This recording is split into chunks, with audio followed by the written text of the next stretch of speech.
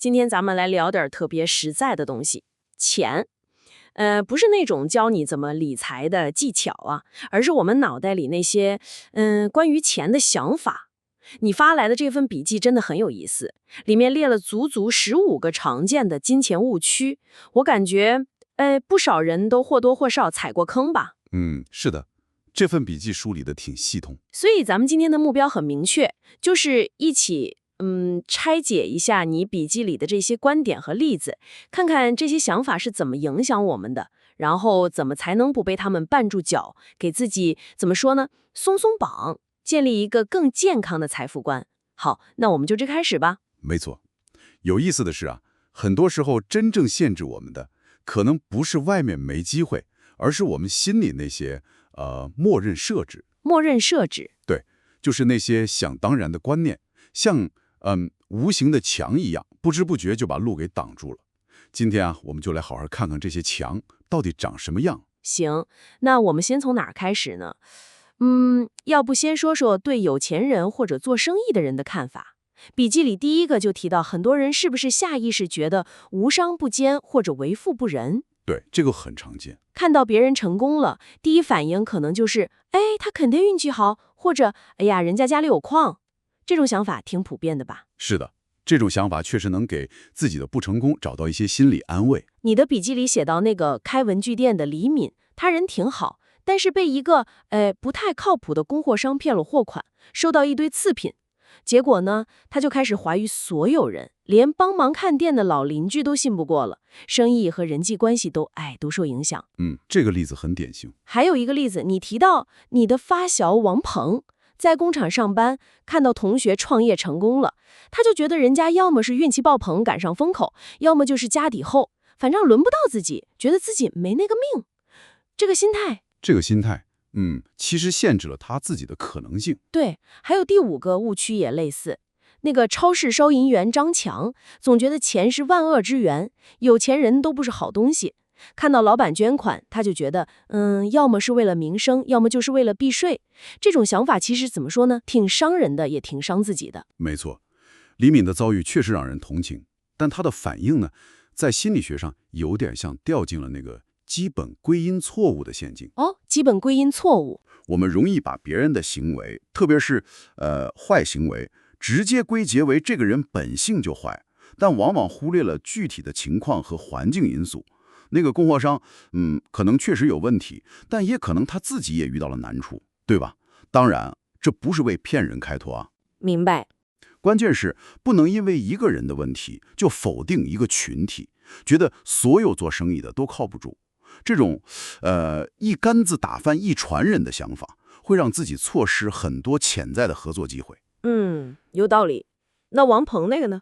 觉得别人成功全靠运气和背景。王鹏的想法呢，就有点幸存者偏差的味道了。幸存者偏差。对，就是我们眼睛里看到的，总是那些成功站在聚光灯下的人，但没看到的是，可能还有成千上万的人尝试过，但失败了。更没看到那些成功者背后付出的汗水、承担的风险。笔记里提到扎克伯格尔，我们都知道 Facebook 人成功，但有多少人知道他最早是住在办公室，一天干10几个小时了呢？确实，我们往往只看到结果。是的，而且全球数据其实也显示，很多富豪都是白手起家的。所以简单一句运气或者背景，很多时候可能只是给自己不行动找的一个心理安慰。那张强那个钱是万恶之源的想法呢？至于张强那种想法，更是对金钱的一种挺深的误解和恐惧了。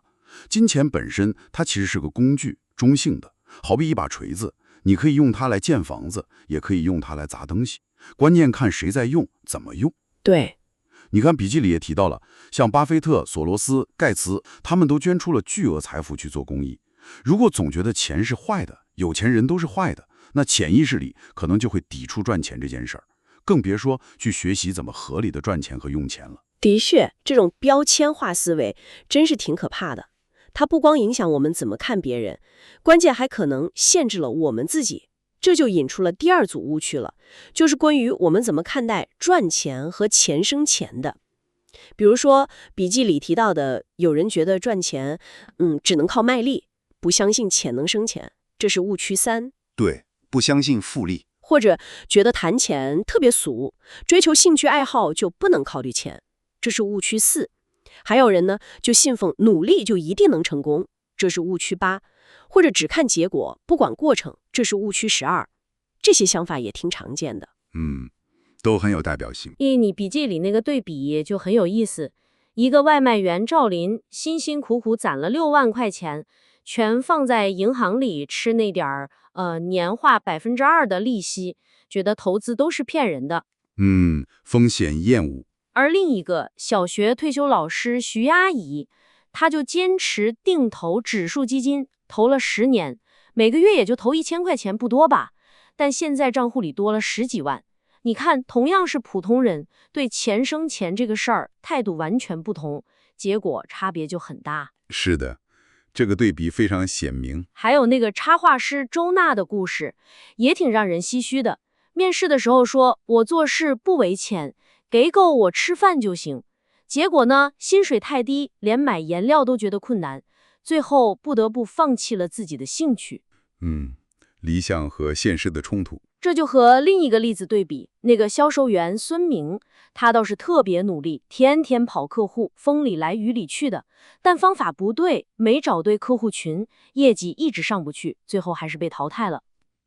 无效努力。还有一个电商创业的那个高阳，早期确实赚了点钱，然后就有点飘了，只盯着每天进账多少，但是忽略了选品啊、运营啊、客户服务啊这些基本功，结果摊子很快就垮了。这些例子确实点出了几个关键问题。赵林和徐阿姨的对比，特别生动地展示了复利的力量。徐阿姨就是利用了时间的魔法，让小钱慢慢滚成了雪球。爱因斯坦据说都把复利称为世界第8大奇迹。是吗？这么厉害？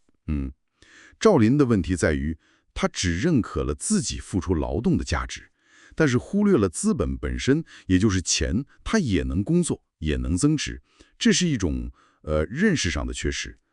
认识缺失。周娜的那个困境呢，其实可以用马斯洛的需求层次理论来理解。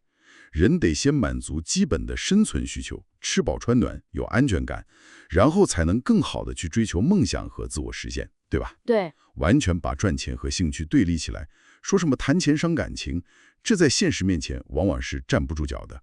笔记里也提到了那个小雅的正面例子嘛，她先务实的做商业插画，赚到钱，有了积累，再去追求更纯粹的艺术创作，这样不是更持续吗？孙明呢，他缺的不是努力，而是有效努力。方向错了，方法不对，再努力也可能是原地打转，甚至是南辕北辙。笔记里那个做母婴销售的小林，人家就动脑子了，利用社交媒体，像小红书什么的，精准地找到目标客户，这就是有效努力。对比很明显。而高阳他犯了结果偏误的毛病，早期的成功可能有运气的成分，但他错误地以为成功就是结果本身，忽视了那些支撑结果的，可能有点枯燥但非常重要的过程。就像盖房子，地基和钢筋混凝土这些过程，才是决定楼会不会塌的关键因素。是这么个理。说到这儿，我倒是觉得挺有意思的，就是我们为什么会掉进这些坑里？可能就像你刚才分析的，赵林可能是害怕风险，周呢可能是过于理想化了，孙明是迷信板干，高阳又太急功近利。这些心态，你是不是也觉得有点似曾相识？在你自己的工作或者规划里，有没有类似的影子？对，审视这些心态非常重要。比如，你可以问问自己，除了拿工资，有没有想过让手里的钱也为你工作起来？你的兴趣和热爱有没有找到一个能让它持续下去的比较现实的途径？对，你每天那么忙碌，那么努力，是在正确的方向上使劲吗？还是在无效重复？在追求目标的时候，你是只盯着那个终点线，还是也享受并且不断优化这个奔跑的过程？这些都值得我们思考。努力的方向和方法确实太关键了。那我们接下来看看第3组误区，这组是关于我们怎么看待自身潜能和行动力的。比如说，有人觉得自己现在这样就挺好，不需要学新东西了，这是误区6。固定性心态。还有人害怕改变，宁愿待在不舒服但是熟悉的环境里，这是误区7。现状偏差。还有人觉得穷就是命不好，没办法，这是误区9。外部控制倾向。还有2种也很典型，一种是分不清好主意坏主意，谁说都信，尤其是熟人说的，这是误区13。从众心理和权威偏差。另一种呢，反过来觉得自己啥都懂，特别自信，过度自信了，这是误区14。达克效应。笔记里的例子也挺扎心的。那个做了10年行政主管的李娟儿，公司要上新的工作系统，她觉得太麻烦，不情愿学，结果呢，很快就被一个会用新系统的新人给替代了。被时代抛弃了。还有那个国企后勤的张超，本来有机会去朋友公司，能拿更高工资，也能学到更多东西，但他怕不稳定，就拒绝了。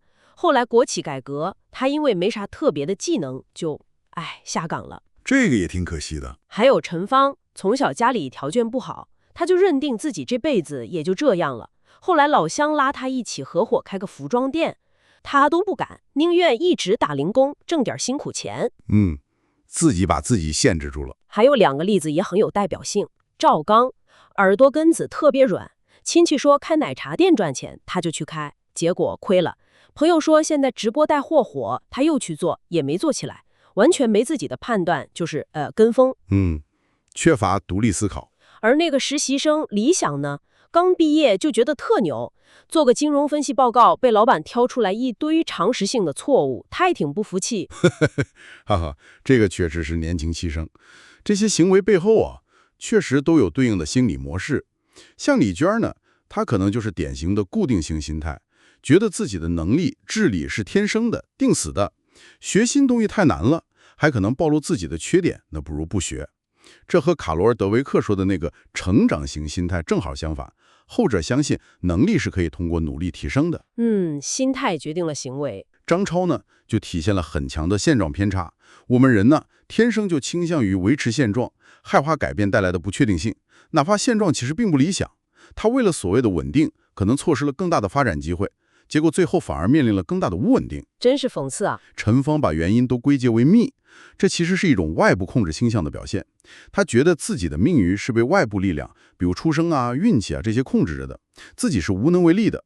而那些相信自己能掌控生活的人，也就是所谓的内部控制型的人，像笔记里提到的那个白手起家开那个汽修店的小吴，就更可能去主动改变现状。所以关键还是看自己怎么想。对，赵刚的问题呢，在于他容易受到群体偏好，就是觉得熟人推荐的总没错，还有权威偏差，觉得别人成功了我也能行的影响，缺乏独立的思考和判断。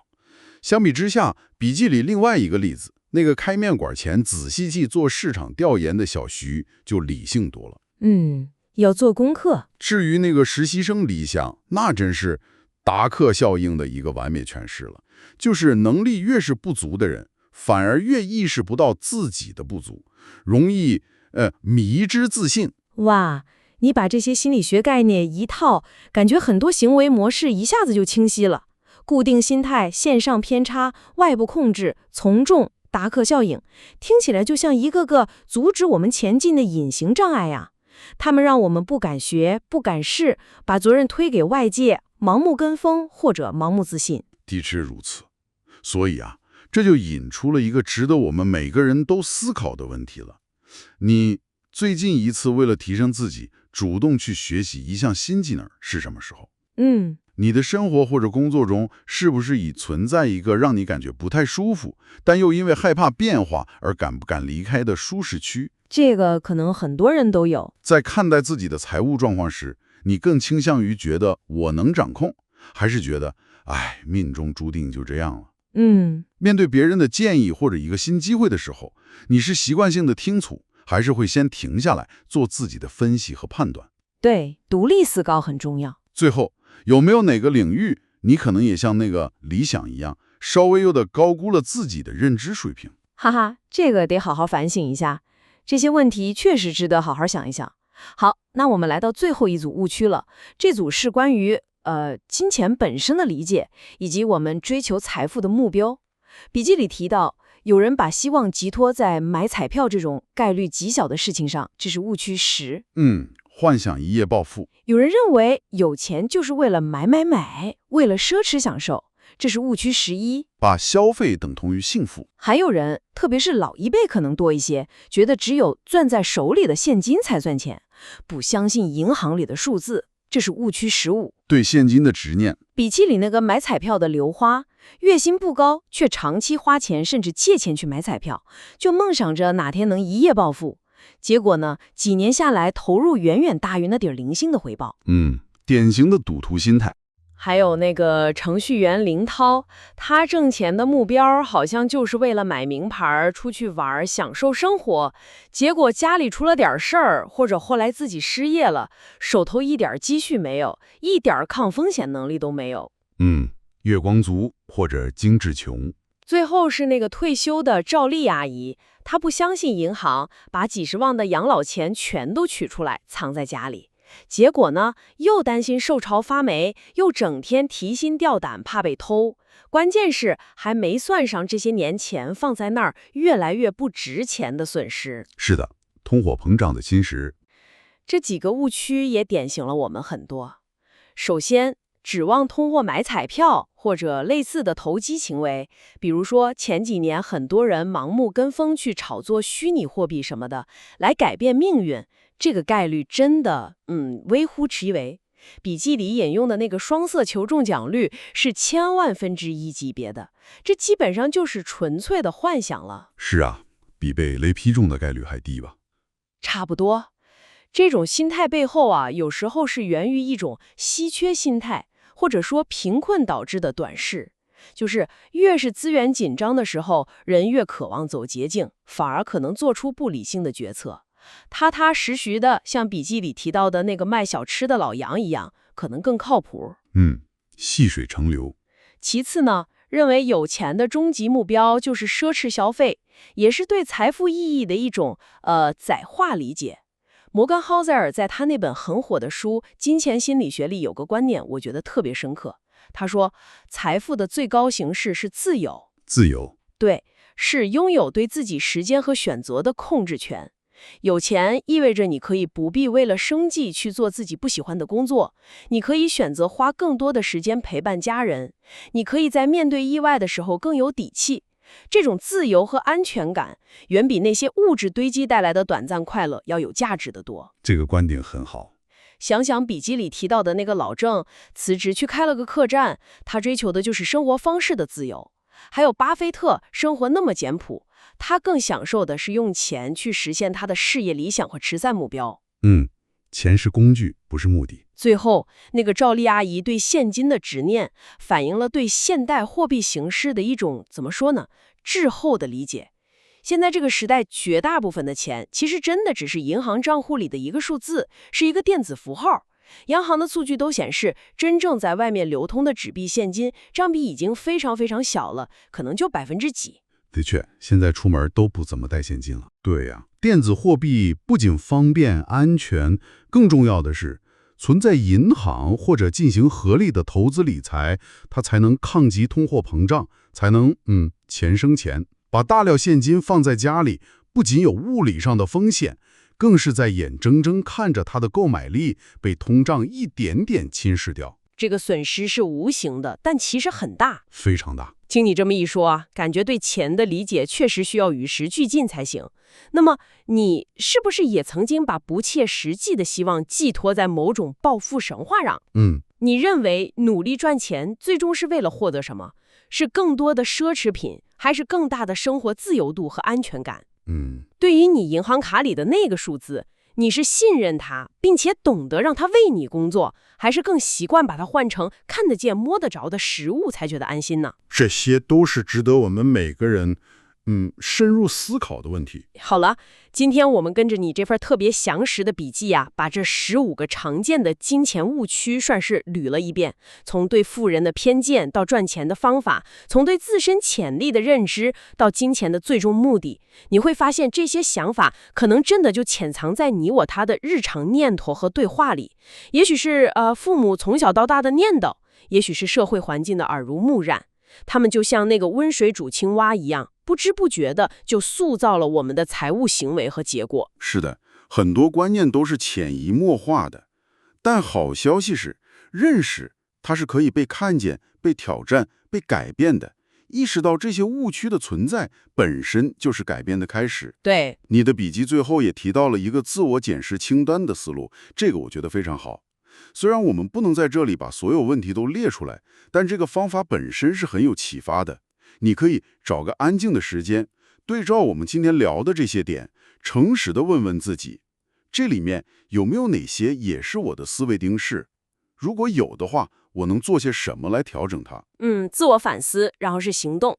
就像笔记最后那句话说的，你的财富永远不会超过你的认识。想要财富增长，先得提升认识。这就像给自己的财富水库扩容一样，是打基础的事儿。正是如此，而且这绝对是一个需要持续学习和反思的过程，不是说今天听完了，明天就一下子全变了，没那么如意。对，是个持续的过程。说得太好了。那么，在我们结束今天的探讨之前，也留给你一个问题吧，一个可能更个人化的问题。抛开我们今天讨论的这些常见的误区，有没有哪一个是你自己独有的，可能坚持了很久的关于金钱的信念，现在觉得，是时候拿出来放在阳光下重新审视一番了呢？感谢你的收听，我们下次再见。